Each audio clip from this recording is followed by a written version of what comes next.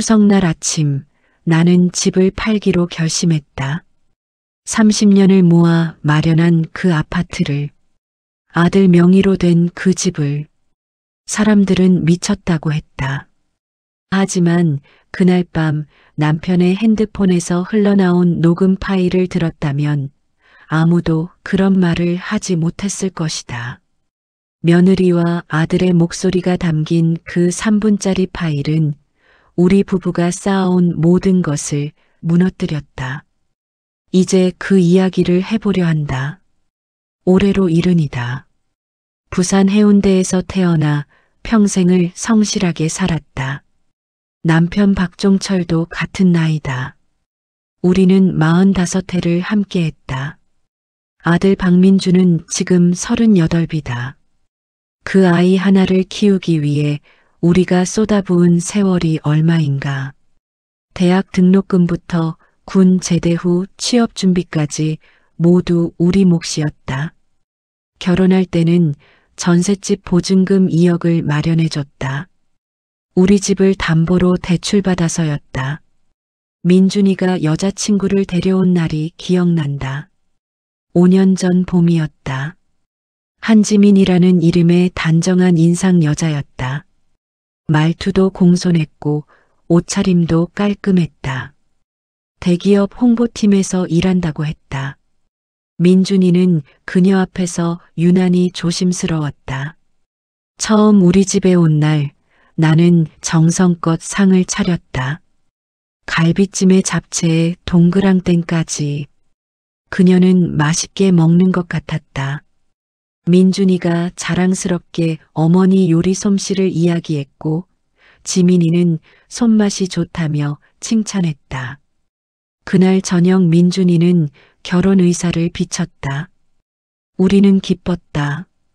아들이 좋은 사람 만나서 가정을 꾸린다니. 예식장은 지민이 아버지가 알아봤다. 장인어른은 제약회사 중간 관리직이었다. 장모님은 초등학교 교사 출신이었다. 경제적으로 안정된 집안이었다. 그래서인지 결혼 준비 과정에서 우리 쪽 의견은 잘 반영되지 않았다. 장모님은 요즘 트렌드를 자주 언급하며 모든 것을 주도했다. 하지만 참았다. 젊은 사람들 세상이니까. 결혼식은 화려했다. 하객만 300명이 넘었다. 신혼집은 우리가 마련한 전세였다. 수원 영통구에 있는 25평짜리 아파트였다. 입주일에 우리 부부가 직접 가서 청소했다. 장판도 새로 깔고 벽지도 부분적으로 교체했다. 종철이는 봉투를 건넸다. 500만 원이 들어 있었다. 우리 노후 자금에서 뺀 돈이었다. 민준이가 고개를 숙이며 감사하다고 말했다. 지민이도 덩달아 인사했다. 신혼 초반 1년은 괜찮았다. 한 달에 한두 번은 우리 집에 왔다. 내가 만든 음식을 맛있게 먹었다. 지민이는 어머니 김치가 최고라며 배워가고 싶다고 했다. 하지만 그건 립서비스였다는 걸 나중에 알았다. 둘째 해가 되면서 분위기가 달라졌다. 방문 횟수가 줄었다. 전화할 때마다 회사 일이 바쁘다는 핑계였다. 지민이도 프로젝트 때문에 주말 근무가 많다고 했다. 셋째 해에 손주가 태어났다. 이름은 박서준이었다. 출산 후 조리원은 당연히 지민이 어머니가 예약했다. 지민이는 자기 엄마가 이미 다 알아봤다며 우리 도움을 정중히 거절했다. 냉랭한 톤이었다. 출산 선물로 금반지를 사갔다. 백화점에서 70만 원짜리였다. 지민이는 받으면서도 표정이 무덤덤했다.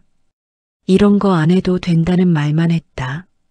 조리원 퇴소 후에도 장모님이 한 달간 상주했다. 우리는 초대받지 못했다. 민준이는 집이 좁아서 사람 많으면 힘들다고 설명했다. 서준이가 100일 될 때쯤 겨우 한 번 보러 갔다. 현관문을 열자마자 지민이가 실내화를 신으라고 했다. 새 실내화가 놓여 있었다. 거실로 들어가니 아기띠에 쌓인 서준이가 보였다. 내가 다가가자 지민이가 재빨리 아이를 안아 올렸다. 손 소독제를 먼저 쓰라는 것이었다. 요즘 육아는 위생이 중요하다는 설명이 따라왔다. 손 소독제를 뿌리고 나서야 아이를 안을 수 있었다. 작고 따뜻한 생명이었다. 눈물이 날 것 같았다. 하지만 10분도 안 돼서 지민이가 다시 아이를 받아갔다. 울 것 같다는 이유였다. 실제로 서준이는 울지 않았다. 1시간쯤 있다가 나왔다. 종철이가 차에서 요즘 젊은 사람들 육아법이 까다롭다고 말했다. 나도 그렇다고 대답했다. 하지만 속으론 서운했다. 내 손주인데 마음대로 안아볼 수도 없다니. 서준이가 돌이 됐을 때 첫돌 잔치를 했다. 장소는 장인 측에서 정했다. 강남에 있는 고급 뷔페 레스토랑이었다. 나는 민준이에게 축의금을 내겠다고 말했다. 민준이는 그냥 오기만 해도 된다고 했다. 결국 200만 원을 봉투에 넣어갔다. 잔치상에서 우리 자리는 한쪽 구석이었다. 지민이 친정 식구들은 중앙 테이블에 앉았다. 사회자가 신랑 측 어른들께도 한 말씀 해달라고 했다. 마이크가 넘어왔다. 종철이가 떨리는 목소리로 손주 서준이가 건강하게 자라길 바란다고 말했다. 박수는 듬성듬성했다. 반면 장인어른이 말할 때는 환호성이 터졌다. 잔치가 끝나고 집에 돌아오는 길이었다. 종철이가 한숨을 쉬었다.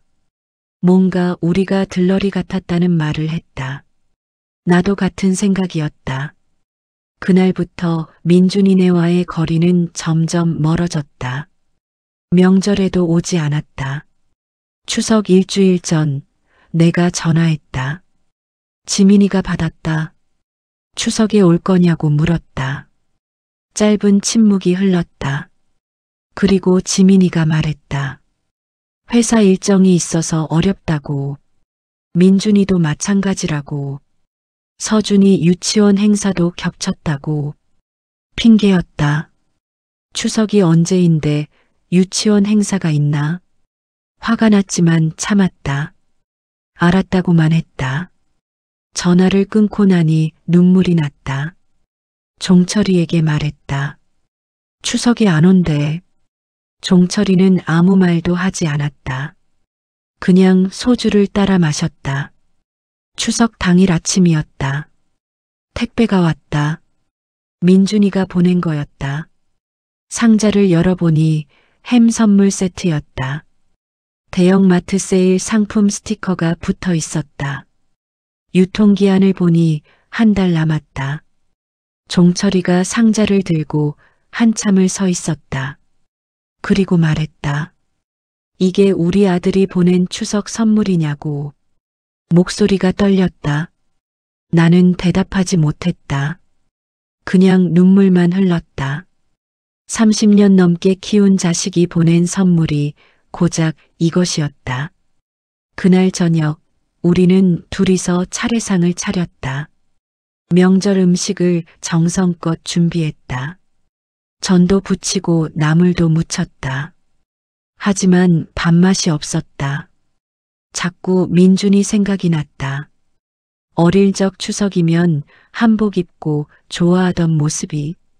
이제는 그 아이가 우리를 외면하고 있었다. 저녁 무렵 민준이에게 전화가 왔다. 잘 보내고 있냐는 안부였다. 나는 담담하게 대답했다. 잘 보내고 있다고. 햄 선물 잘 받았다고. 민준이는 미안하다는 말도 없이 그냥 전화를 끊었다. 종철이가 소주잔을 비웠다. 한 병을 다 마셨다. 취기가 오른 얼굴로 중얼거렸다. 우리가 뭘 잘못한 건지 모르겠다고. 아들 하나 잘 키우려고 평생을 바쳤는데 이게 우리가 받을 대접이냐고. 나는 그의 등을 쓸어주는 것밖에 할 수 없었다. 그날 밤 잠이 오지 않았다. 민준이 어릴 적 사진을 꺼내봤다. 초등학교 입학식 날 사진, 중학교 수학여행 사진, 대학 졸업식 사진, 모든 순간에 우리가 함께 있었다. 그런데 지금은 명절조차 함께하지 않는 사이가 됐다. 다음 날 아침 결심했다. 더 이상 참지 않기로. 우리도 우리 인생을 살아야 한다고. 아들에게 모든 걸 바치며 살 필요는 없다고. 종철이에게 말했다. 앞으로는 우리끼리 살자고. 종철이가 고개를 끄덕였다. 그의 눈에도 눈물이 고여 있었다. 하지만 우리는 몰랐다. 이게 시작일 뿐이라는 것을, 더 큰 배신이 우리를 기다리고 있다는 것을. 추석이 지나고 일주일 후였다. 서준이가 보고 싶었다. 손주를 본 지도 2달이 넘었다. 민준이에게 전화를 걸었다. 주말에 서준이 보러 가도 되겠냐고 물었다. 민준이는 잠시 망설이다 대답했다. 이번 주는 좀 어렵다고. 집에 공사가 있다고. 다음 주에 연락하겠다고. 또 핑계였다. 하지만 이번엔 참지 않았다. 공사가 뭐냐고 물었다. 민준이는 대답을 얼버무렸다. 그냥 베란다 쪽 보수 공사라고. 거짓말인 게 느껴졌다. 전화를 끊고 종철이에게 말했다. 내일 그냥 가보자고. 예고 없이 가면 피할 수 없을 거라고. 종철이가 동의했다. 다음 날 토요일 오전이었다. 우리는 수원으로 향했다. 손에는 과일 바구니와 반찬통을 들었다. 미역국과 잡채와 갈비찜을 만들어 갔다. 민준이네 아파트에 도착했다. 경비실을 지나 엘리베이터를 탔다. 5층에서 내렸다. 초인종을 눌렀다. 안에서 발소리가 들렸다. 문이 열렸다. 지민이었다. 눈이 휘둥그레졌다. 당황하는 기색이 역력했다. 어머니 왜 오셨냐고 물었다. 아무 연락도 없이 오시면 곤란하다고. 나는 손주 보러 왔다고 말했다. 지민이는 문을 반쯤만 열어놓고 서 있었다. 들어가지 못하게 막는 것 같았다. 민준이가 안에서 나왔다. 아버지 어머니라고 부르며 당황했다. 연락하고 오시지 왜 그냥 오셨냐고. 종철이가 화를 냈다. 손주 보러 오는데 허락을 받아야 하냐고. 민준이는 말을 흐렸다. 집이 좀 어수선하다고. 그냥 들어가겠다고 했다. 지민이가 마지못해 비켰다. 현관에 들어서자마자 이상한 걸 발견했다. 신발장에 명품 가방이 놓여 있었다. 루이비통이었다. 새 제품처럼 보였다. 거실로 들어갔다. 서준이가 블록을 가지고 놀고 있었다. 나는 손주에게 다가갔다. 서준이가 웃으며 할머니라고 불렀다. 눈물이 날 뻔했다. 그렇게 보고 싶던 손주였다. 무릎에 앉히고 머리를 쓰다듬었다. 지민이가 불편한 표정으로 지켜봤다. 종철이는 거실을 둘러봤다. 벽에 새 액자가 걸려 있었다. 가족 사진이었다. 작년 여름에 찍은 것 같았다. 우리는 그 사진에 없었다. 민준이네 새 식구만 있었다. 소파도 바뀌어 있었다. 새 가죽 소파였다. 최소 300만 원은 넘어 보였다. 종철이가 물었다. 소파 새로 샀냐고. 민준이가 대답했다. 중고로 싼 거 샀다고. 거짓말이었다. 가격표가 소파 다리에 붙어 있었다. 490만 원이라고 적혀 있었다. 내가 가져간 반찬을 냉장고에 넣으려고 했다. 지민이가 황급히 막았다. 자기가 하겠다고. 냉장고를 열지 못하게 했다. 뭔가 숨기는 게 분명했다. 거실 테이블에 앉았다. 서준이가 옆에 붙어 있었다. 할머니한테 유치원 이야기를 했다. 친구 이름도 말해줬다. 그 모습이 너무 사랑스러웠다. 1시간쯤 있었을까?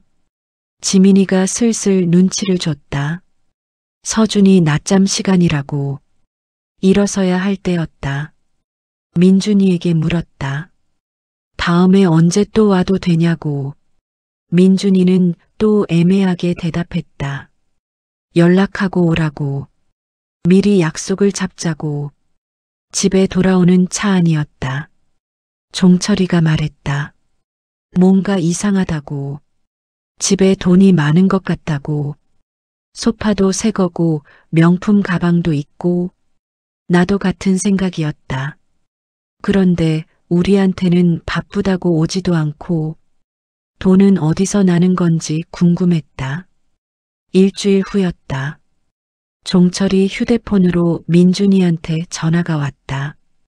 종철이가 화장실에 있었다. 나는 그냥 받았다. 민준이 목소리였다. 아버지 계시냐고 물었다. 화장실 갔다고 했다.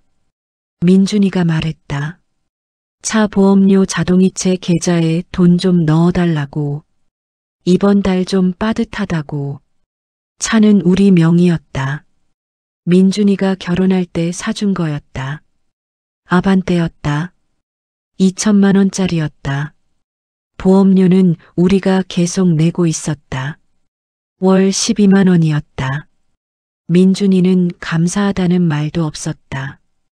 그냥 돈 넣어달라는 말만 하고 끊으려 했다. 나는 물었다. 요즘 돈이 그렇게 없냐고. 집에 가보니 새 가구도 사고 가방도 새 거던데. 민준이가 잠시 말을 멈췄다. 그리고 대답했다. 그건 지민이가 회사에서 상 받아서 산 거라고. 성과금 나왔다고. 거짓말 같았다. 하지만 더 이상 묻지 않았다. 알았다고만 했다. 전화를 끊었다. 종철이가 화장실에서 나왔다. 민준이한테 전화 왔었다고 말했다. 보험료 이야기를 전했다.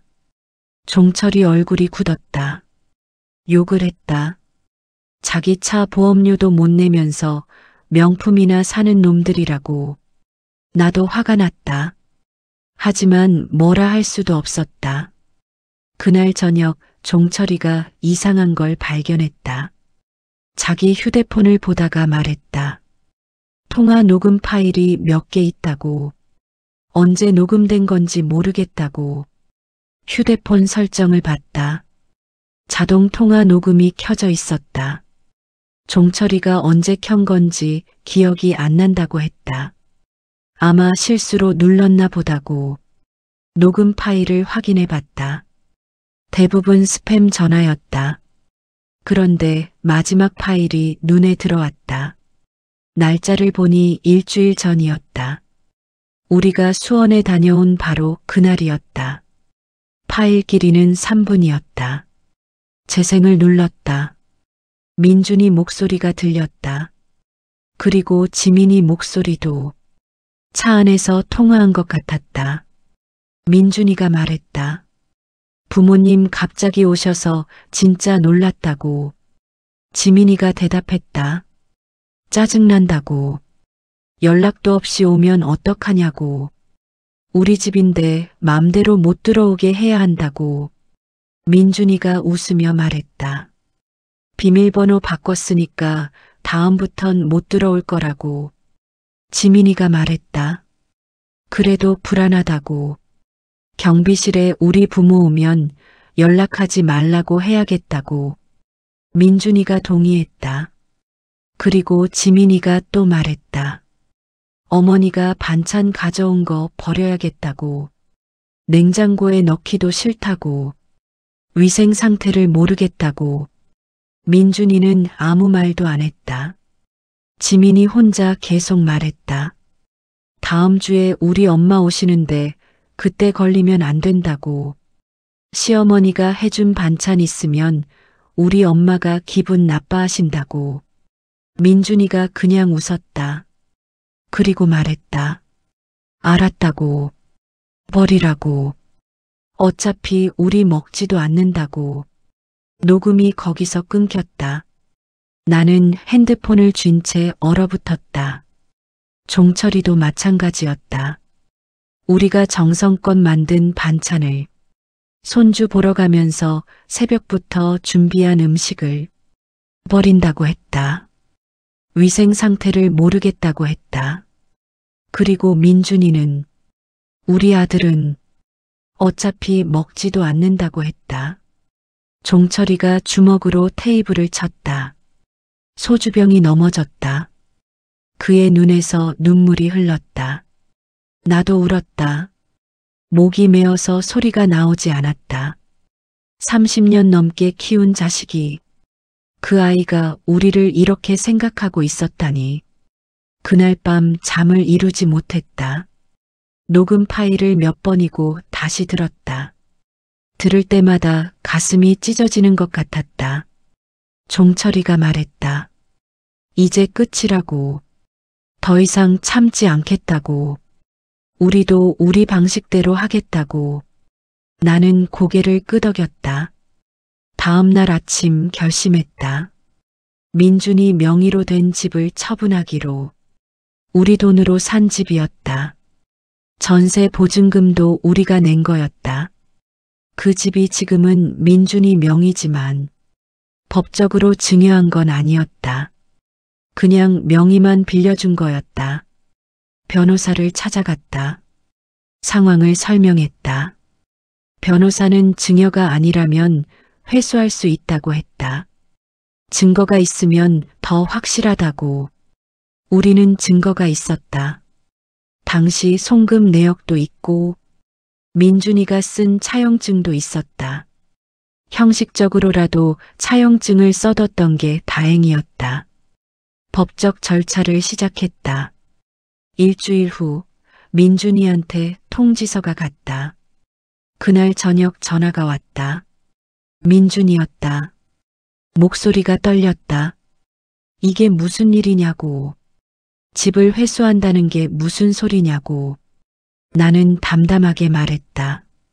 너희 대화 다 들었다고. 통화 녹음 파일 있다고. 반찬 버린다는 이야기. 우리 집에 못 들어오게 한다는 이야기. 다 들었다고.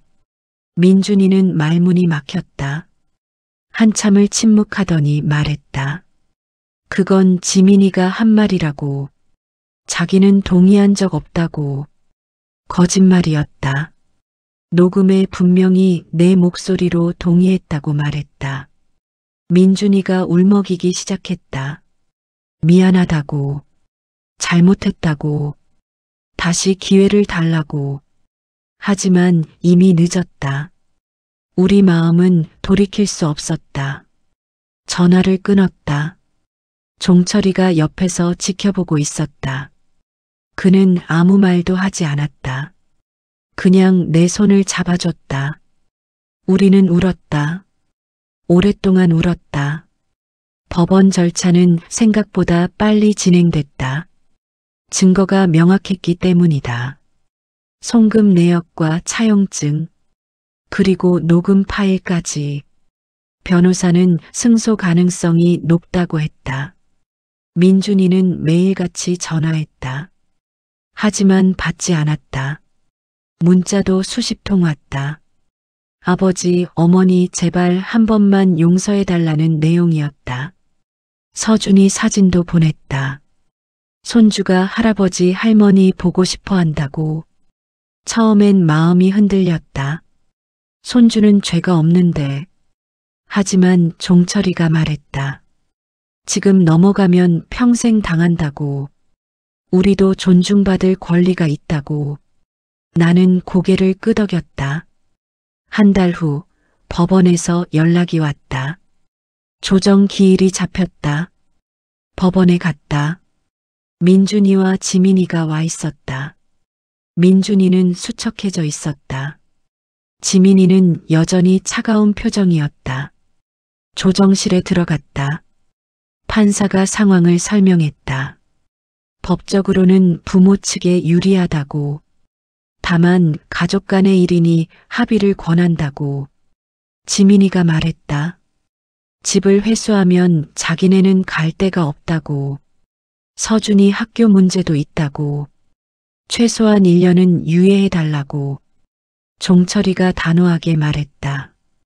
그런 건 우리가 생각할 문제가 아니라고. 당장 나가라고. 지민이 얼굴이 굳었다. 그리고 본색을 드러냈다. 소리를 질렀다. 이게 부모가 할 짓이냐고. 손주 생각은 안 하냐고. 우리 때문에 서준이가 유치원도 못 다니게 생겼다고. 나는 차분하게 대답했다. 손주 생각은 누가 안 하냐고. 우리가 손주 보러 가는 것도 막은 건 너희들이라고. 반찬 버리고 우리 무시한 것도 너희들이라고. 지민이가 말문이 막혔다. 민준이가 중재하려 했다. 어머니 아버지 제발이라고. 한 번만 용서해달라고. 서준이도 데려왔다고. 밖에서 기다리고 있다고.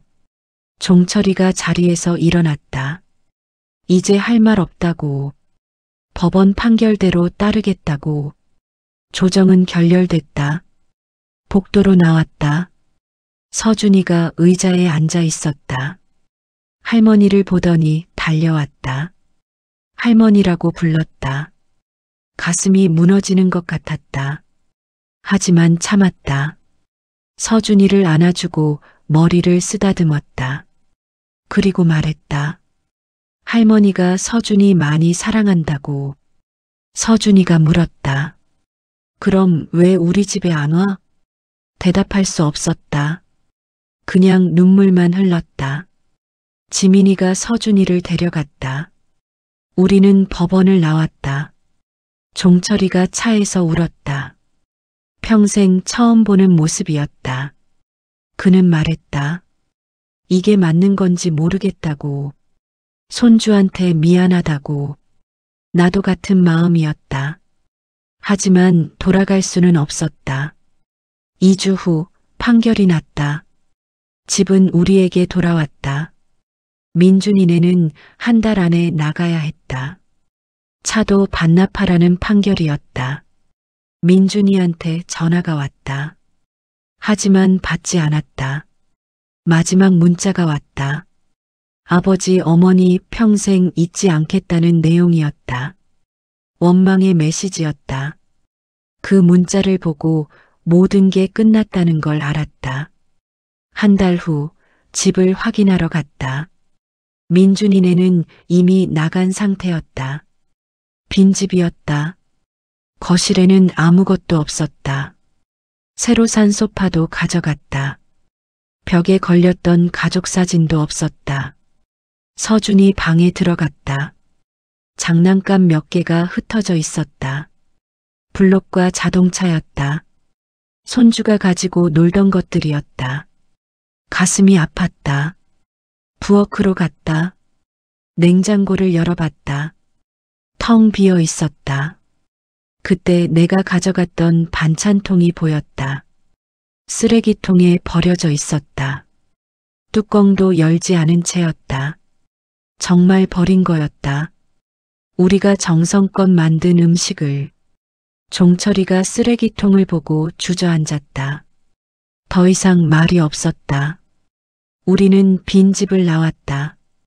그리고 부동산에 매물로 내놨다. 일주일 만에 계약이 됐다. 전세로 나갔다. 보증금 2억이었다. 우리가 5년 전에 내준 그 금액 그대로였다. 돈이 통장에 들어왔다. 하지만 기쁘지 않았다. 그냥 허전했다. 차도 팔았다. 중고차 시장에 내놨더니 금방 팔렸다. 1200만 원을 받았다. 민준이한테 연락했다. 차 팔았으니 찾아가라고. 민준이는 대답도 없었다. 그 후로 연락이 끊겼다. 전화번호도 바꾼 것 같았다. 몇 달이 지났다. 우리는 예전 생활로 돌아갔다. 둘이서 장을 보고 산책했다. 친구들을 만나고 취미 생활을 했다. 표면적으로는 평온했다. 하지만 밤이면 잠이 오지 않았다. 서준이 생각이 났다. 민준이 어릴 적 모습이 떠올랐다. 후회가 밀려왔다. 너무 가혹했던 건 아닐까? 다른 방법은 없었을까? 종철이도 마찬가지였다. 술을 자주 마셨다. 취하면 중얼거렸다. 손주 보고 싶다고. 민준이가 미운 건 아니라고. 그냥 서운했을 뿐이라고. 나는 그의 등을 두드려줄 수밖에 없었다. 1년이 지났다. 어느 날 민준이 직장 동료한테서 연락이 왔다. 민준이가 퇴사했다고. 지민이와 이혼했다고. 서준이는 지민이가 키운다고. 충격이었다. 민준이 전화번호를 수소문했다. 겨우 알아냈다. 전화를 걸었다. 벨이 울렸다. 민준이가 받았다. 목소리가 많이 변해 있었다. 지쳐 있었다. 나는 물었다. 이혼했다는 게 사실이냐고. 민준이가 짧게 대답했다. 네, 그렇다고. 서준이는 어떻게 되냐고 물었다. 민준이가 말했다. 양육권은 지민이한테 넘어갔다고.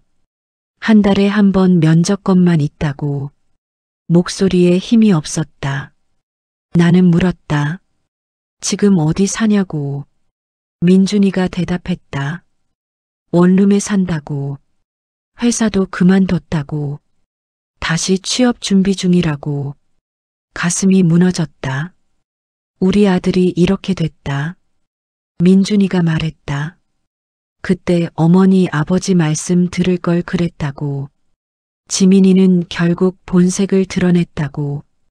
집 잃고 나니 바로 이혼하자고 했다고. 자기한테는 아무 가치도 없었다고. 나는 울었다. 전화기 너머로 민준이도 우는 소리가 들렸다. 종철이가 전화를 받았다. 민준아, 집으로 오라고 말했다. 우리랑 같이 살자고. 민준이가 대답했다. 아니라고. 이제 혼자 살겠다고. 어차피 다 자기가 잘못한 거라고. 부모님 얼굴 볼 면목이 없다고. 전화가 끊겼다. 우리는 그 자리에 주저앉았다. 뭐가 옳은 건지 알 수 없었다. 우리가 한 선택이 맞았던 건지, 아니면 그냥 참고 살았어야 했던 건지, 답은 없었다. 지금도 가끔 민준이한테 전화한다. 민준이는 받지 않는다. 명절에 문자를 보낸다. 답장은 오지 않는다. 서준이는 이제 초등학생이 됐다. 사진으로만 본다.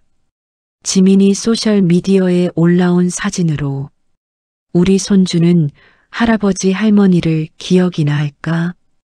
종철이는 요즘 건강이 안 좋다.